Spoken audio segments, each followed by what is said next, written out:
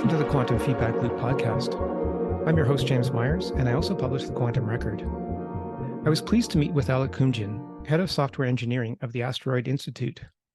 In this episode, Alec speaks about the B612 Foundation's mission to detect and map asteroids and other space objects that could pose a threat to Earth. Alec provides some fascinating details of the efforts underway for planetary defense, outlining the development of the Institute's Atom software platform that uses observational data to predict the paths of objects over very long periods of time. It was fascinating to learn how much is being done to protect the Earth and how much more can be done. And I hope you learn as much from this discussion as I did. Well, hello, Alec. Welcome to the Quantum Feedback Loop podcast. And I'm really interested to learn about your work for the B612 Foundation and the Asteroid Institute. Thank you, James. Really happy to be here, and I love talking about what we're doing. Well, that's great. So maybe to begin with, if you could tell us a little bit about the mission of the B612 Foundation and its Asteroid Institute, and then also what your role is. I understand you're leading a team of scientists and engineers for it. Yeah, absolutely. So the B612 Foundation is a nonprofit organized around the purpose of planetary defense specifically. So namely, preventing asteroids and other objects from impacting the Earth.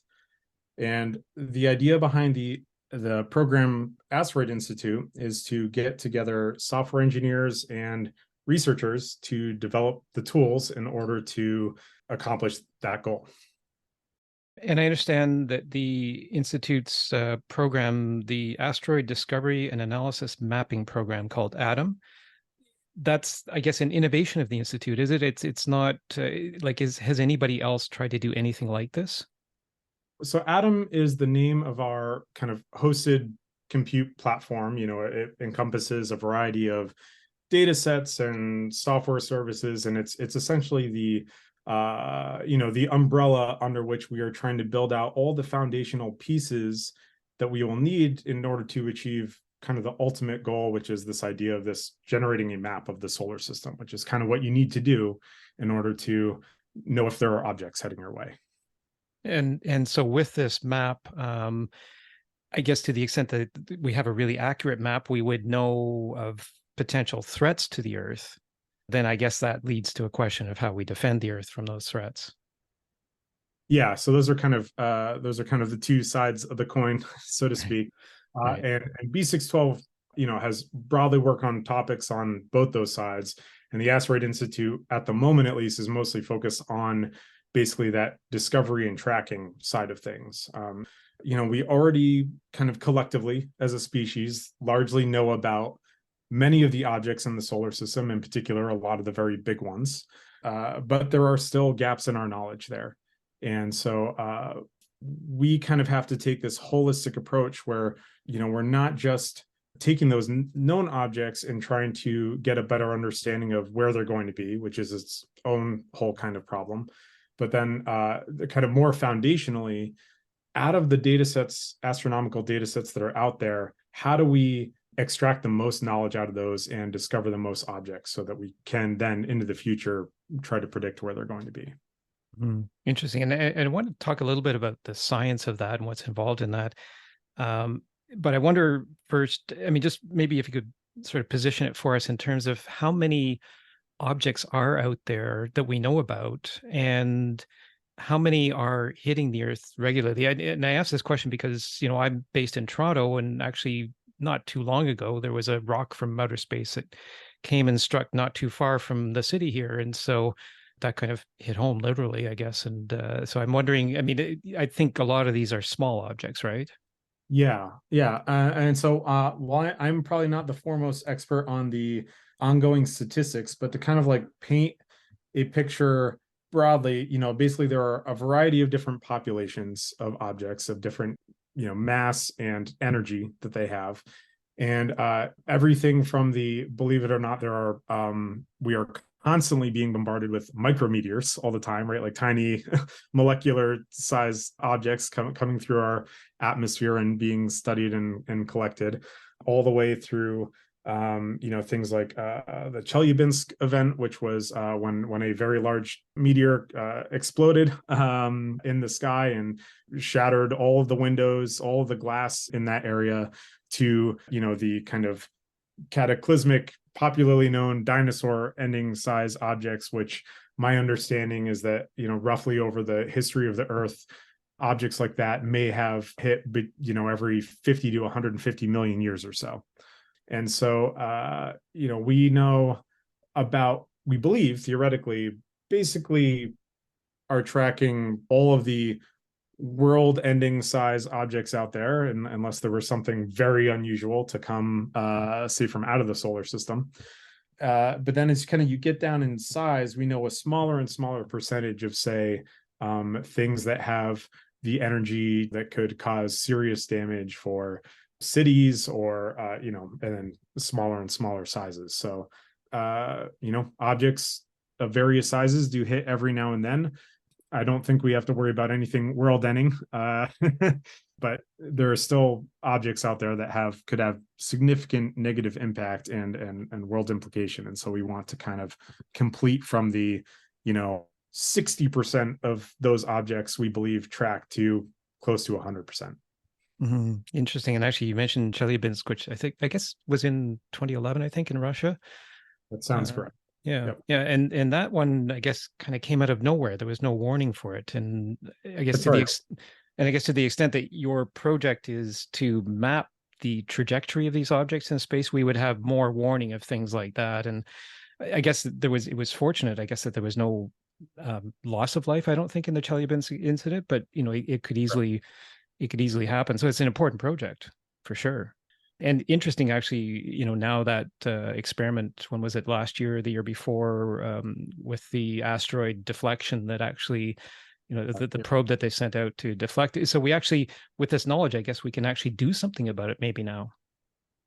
Yeah. And so this is not an area that I am extremely knowledgeable about, but yeah. So with the DART mission, part of it was just to see, when you have an impactor going into one of these objects, like what happens, because there's still a lot of unknowns about, say, the physical construction of many of the objects in our solar system. And so, even knowing, like, is it kind of like a loose pile of rocks and sand model, or is it more like a solid object model? And so what happens when you have this impact?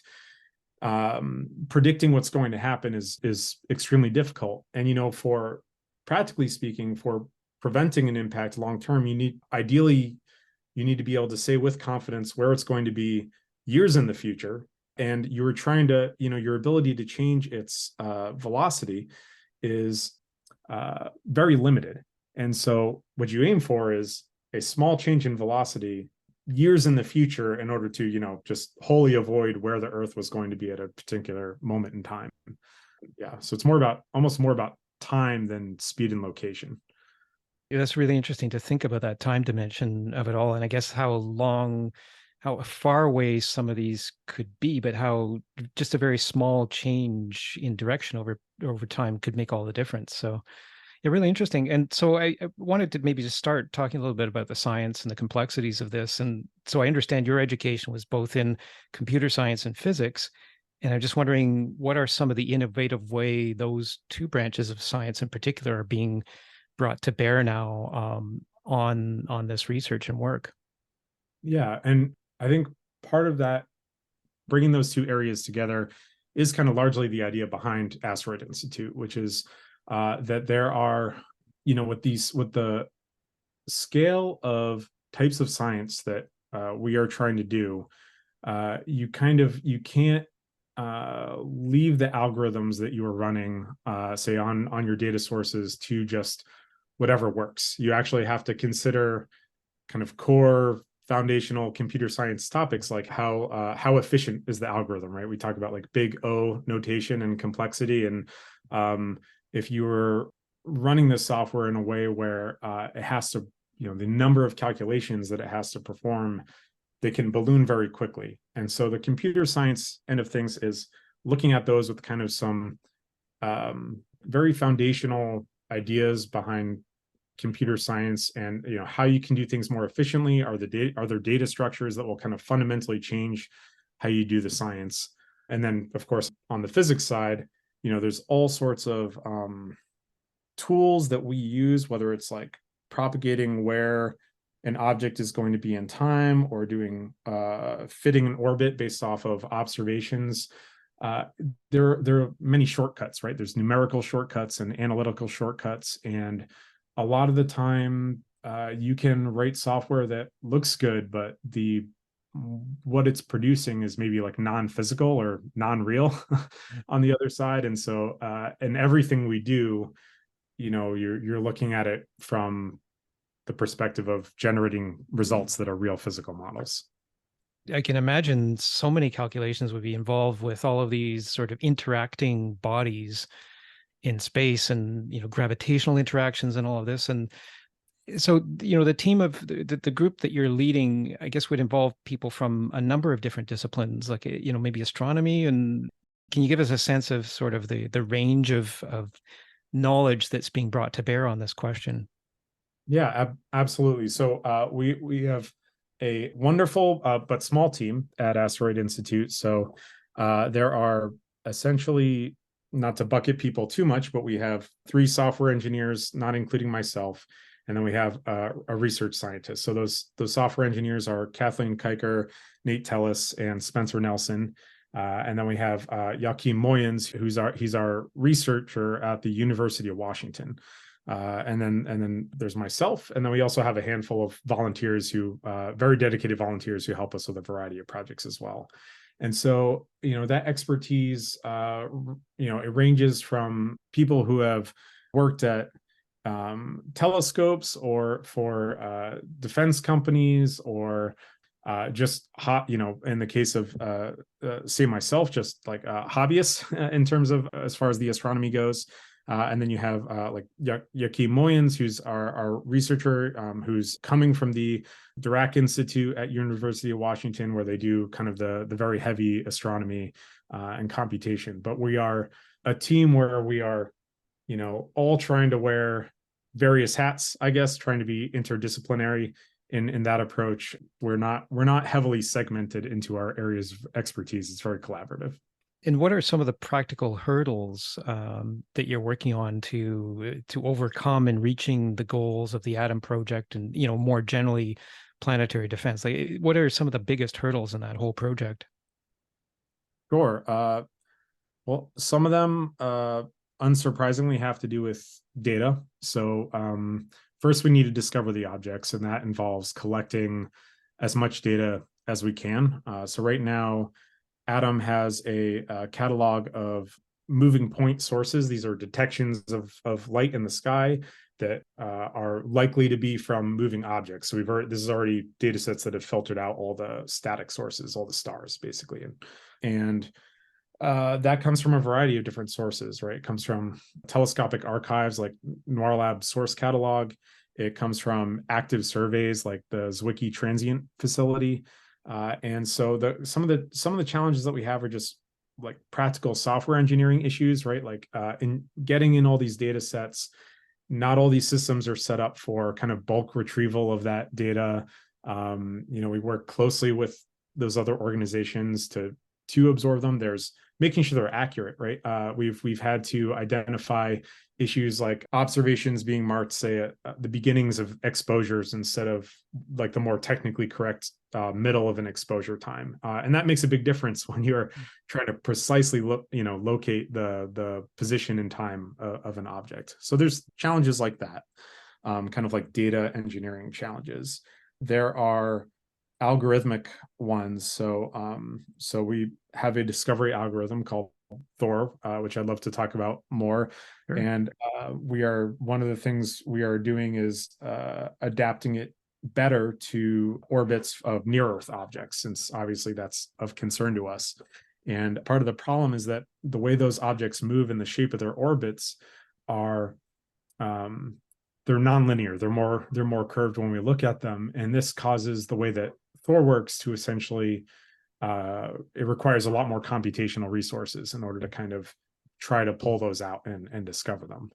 And so there's challenges like that, and then of course getting other practical organizational challenges, making sure we have the funding that we need to run the computational jobs that we have, and we have a variety of great supporters, and we work with organizations like Google to help provide us some of those resources. That's great to hear. And so, yeah, maybe tell us a little bit more about Thor. So this is part of the Atom project. What does Thor stand for? Yeah, so Thor is bit of a mouthful: tracketless heliocentric orbit recovery. And Thor gives in a category of algorithms that we call linking algorithms. And the idea behind this is that when you have telescopes pointed to the sky and you are taking pictures of points of light, you essentially have this giant game of connect the dots where you're trying to figure out what points of light between different images belong to the same object. And so traditionally the way this is done is that a telescope will take two images close together in time of the same point in space, and you will get small movements of points of light, which are relatively easy to find between those two images, right? Because you have only a handful of dots moving, and they're moving very relatively short distances. And from those you call those tracklets. And then you group those tracklets together, maybe over multiple nights or something. And that will, on the other end, you've discovered an object. So what Thor does, which is a little bit unique, is that it doesn't depend on the cadence of the telescope. So you don't need to take those two images so close to each other. Instead, you can take virtually an arbitrary data set, such as, for example, the deep energy camera DECAM, which is not meant for solar system science. They're not doing a cadence where they're, tracking asteroids intentionally. So what Thor does differently, essentially, is you start with an assumption, which is test orbits. You'd say, suppose there was an object that looks like this, and it was moving through space like this. You project those test orbits through your observations where they are in time, and you're making assumptions about those observations too, like distance from the sun, as an example. And when you project that test orbit through those observations, and then you map where those observations would be relative to the perspective of that test orbit, objects that are moving like that test orbit, they show up kind of as lines or clumps in that reference frame. And so when we call those clusters. And so then what you can do is you just look for those clusters in the reference frame of the test orbit. And then you basically can move on to perform traditional orbit fitting on those observations. And then when you have basically good matches, things that look physical and realistic, you now have theoretically an object discovery coming out the other side. Well, that's fascinating. And so I guess it, as you said, it allows you to use more data sets, I guess, that aren't necessarily intended to be correlated to each other. So it's a way of establishing a correlation where there wasn't one before. Yes, that's right. And so the time between the observations is not as important. It can be a highly irregular, cadence of those observations. And again, you can get them from data sets which were generated not meant to look for asteroids or other solar system bodies intentionally. And one of the things that we're hoping long-term with that is that you can actually free up, surveys to do other types of science, spending less time kind of going back, generating those tracklets, but still discover the same amount of objects on the other side. And that can be, very important for, the amount of science that a telescope can do. That's great. And it really sounds innovative in terms of new ways of approaching such a large amount of data. When you said connecting the dots, I had this image in my head of just so many dots out there to connect. And so, yeah, it's great that we're able now to really be, I guess, to really advance along that science in a way that hasn't been done before. So I'm just wondering, is there a particular milestone that you're working on now with Atom?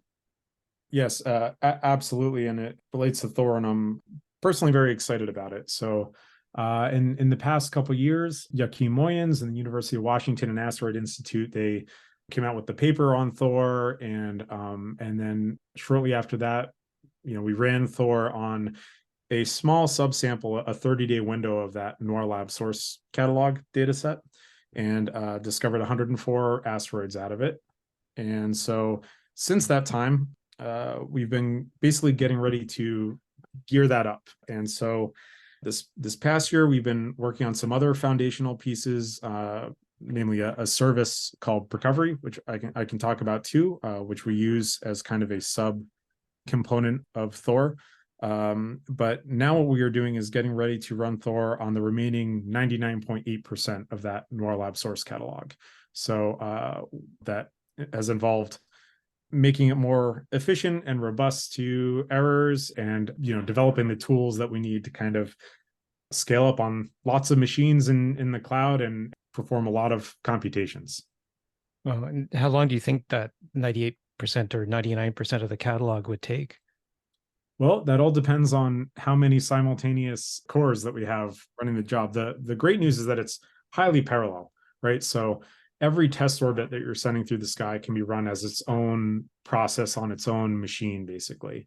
And so I think when we are running at full steam, so to speak, I'm hoping, sometime between 2 to 4 weeks to crank through that whole data set, but it could be longer depending on how many resources we have available in the cloud, like literal machines on those systems that we have available to run, and also how expensive those machines are, unfortunately factors into it as well.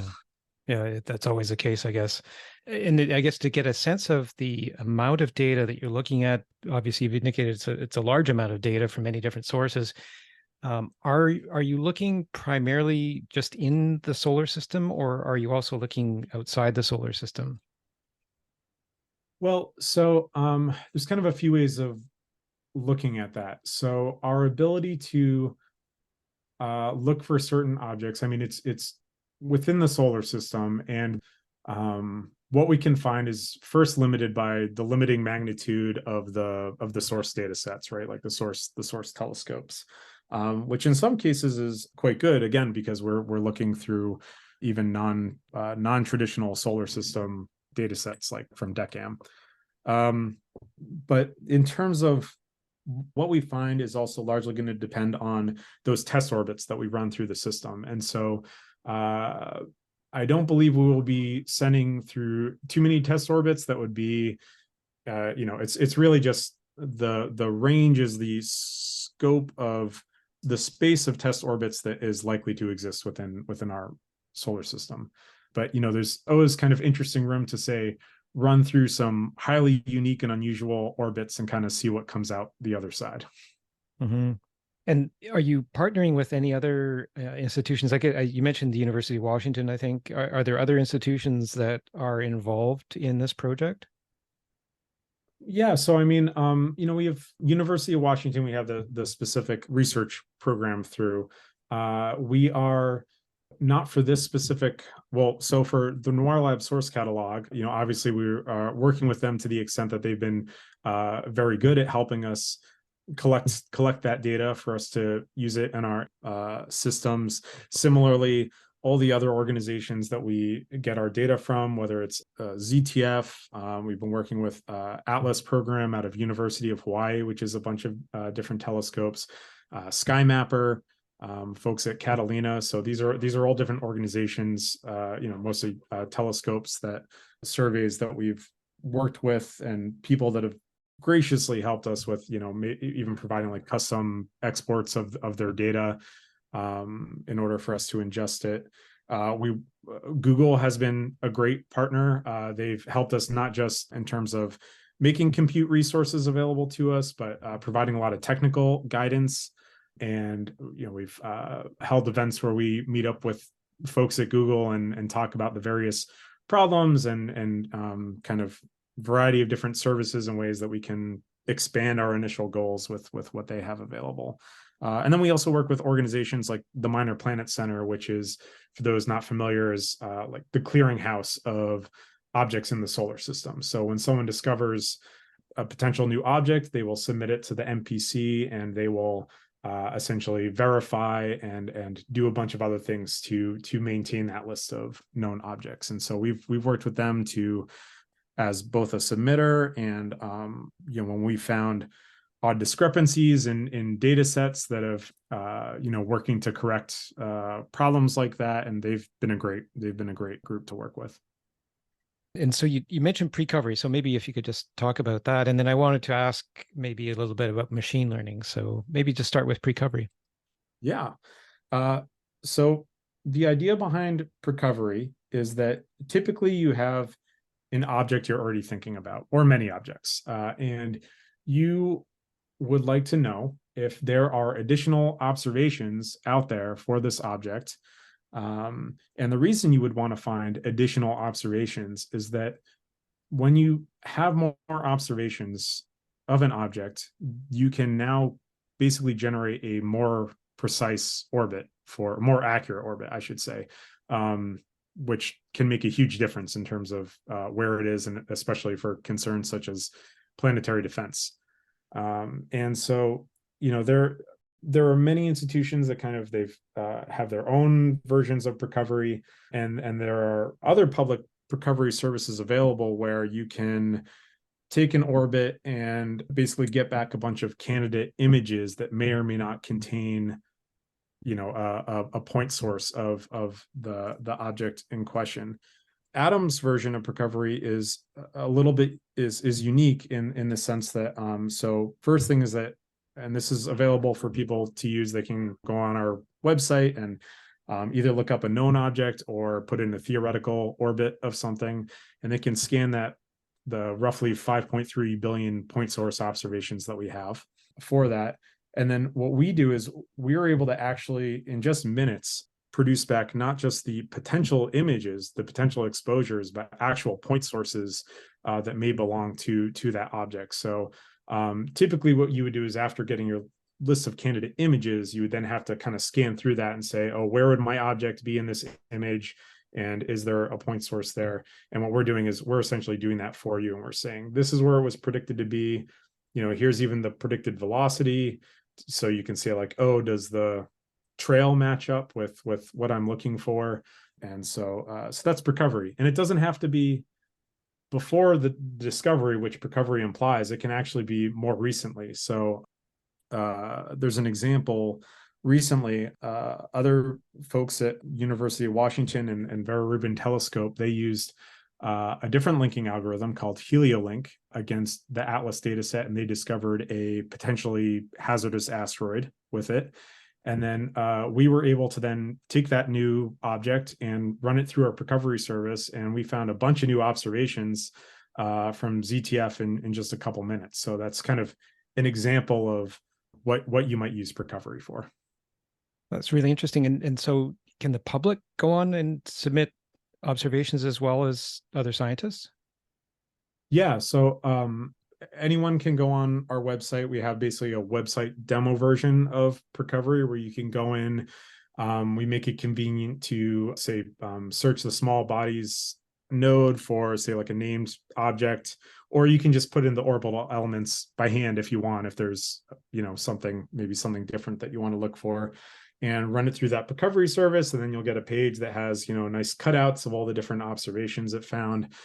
And then we don't quite have it ready, but we're working on building a whole pipeline to try to make it easier for people to prepare submissions to that Minor Planet Center off of new discoveries. So that would be kind of a tool or an interface where people can take not just recovery, but other things and do the necessary work to kind of validate and prepare the submission so that MPC can look at it. Mm. Interesting. And so you mentioned, I think earlier, it was 104 asteroids were discovered. Is that the contribution so far, or has there been more discoveries?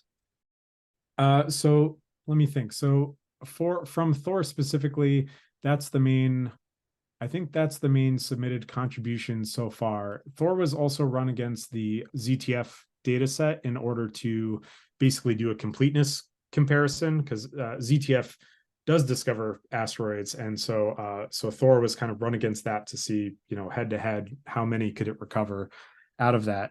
We've also done a number of submissions, not of new discoveries, but recoveries of what are known as the JPL and ESA riskless. So these are the objects that have some non-zero chance of hitting Earth someday in the future. And so we regularly take those, I think it's like roughly 1,200 objects or whatever it is. run them through Recovery, and generate new, when we find new observations of those, we submit those in kind. So we are gearing up to do hopefully many more discoveries with Thor, and part of that is kind of building a whole pipeline around processing all the results and making sure all our T's are crossed and I's are dotted before submitting. Right. And the JPL is the Jet Propulsion Laboratory, NASA's JPL. I guess, and I've actually been on that site to look at their list of near Earth objects, I guess. So eventually, is that list then you would be adding to or adjusting that list, I guess, over time? Yeah. So by refining the orbits, what happens is once new observations would get accepted into the Minor Planet Center, then JPL will essentially at some point take those new observations, and they have their own system where they will kind of recalculate the orbit with their system, and then they do basic an analysis that provides impact probability chances off of that. Yeah, interesting. And so now, I wanted to ask about machine learning because I gather that's maybe something that is not being done yet. But to the extent that funding permitted, is that something that you would be pursuing? And is there other, kind of major avenues that you could explore with more funding for your project? Yeah, absolutely. There's a variety of different cases. Some of the most straightforward ones are take Recovery, for instance. All the time, it's easy for us to come up with candidates for new observations for objects, but it often takes additional analysis, and many times that's still not automated. We have to have a human look at the candidate and say, is this realistic, or is it an artifact in the image, or is it obviously trailed in the wrong way, or is this not a moving object? There's just bad seeing between two different nights, and the catalog, or we thought it was a moving object, but really it's a star or something. And so I think it would be a slam dunk to use what are now considered pretty traditional machine learning algorithms to say categorize those candidates as basically probabilities of being good or bad. Some other potential areas would involve say deciding which test orbits for Thor to run through a particular data set. Test orbit selection is something we talk about a lot because it has a big impact in terms of how much computation is performed and what comes out the other side. And so, a potential version of Thor that would, use machine learning, taking the input, some knowledge about the input observations, and being able to automatically recommend certain test orbits within that selection, I think would make a big difference in terms of cutting down on unnecessary computation and kind of maximizing the discovery that comes out the other side. Yeah, imagine. And so this would be both unsupervised and supervised machine learning. I guess both could be used. Yes. Yeah. Yeah. Probably in both cases, you could probably use both supervised and unsupervised. Yeah. Is there any other technology coming online or proposed that would help in the whole mission of planetary defense? I think you mentioned the Vera Rubin Observatory, which has it started yet, or is it about to start? So I think I believe the current schedule is, I think they're getting, it's going to be at least over a year before Vera Rubin is coming online, and that is going to be kind of a shift in the whole landscape in terms of how the science is done. Just from the sheer volume and size of the data that it's going to produce is going to be orders of magnitude greater than what we have so far. And so when we think about this a lot, because when we talk about kind of Atom and making the platform scalable, one of our biggest goals is being ready to adapt to the scale of Vera Rubin and the LSST survey, because it's going to basically require 10 to 100 times more compute easily than what we could do now based off of existing surveys. Wow, that would be a major leap. Yeah, it's interesting to think about all of not just planning for current technology, but also for future technology. So it's good to know, I guess, that there's that new source that's coming on soon, and yeah, hopefully the resources are there to be able to process it all. I wanted to ask. I understand there was a Pew Research Center survey conducted not too long ago that indicated actually surprisingly high number of Americans are concerned about planetary defense, because I guess it doesn't get a lot of press. But in terms of space exploration, I understand that 60% of Americans think that the first priority for space exploration should be to monitor asteroids and other objects that could hit the Earth. And I'm wondering, how that high level of public interest is affecting your work. And then also, is there anything that the public can do to contribute to your work? Yeah, thank you. So we saw that study as well, and we thought it was particularly encouraging given our interests. I would say that that study and the broad interest hasn't, to my knowledge, broadly impacted the work yet that we're doing. We don't currently have any citizen science opportunities live right now.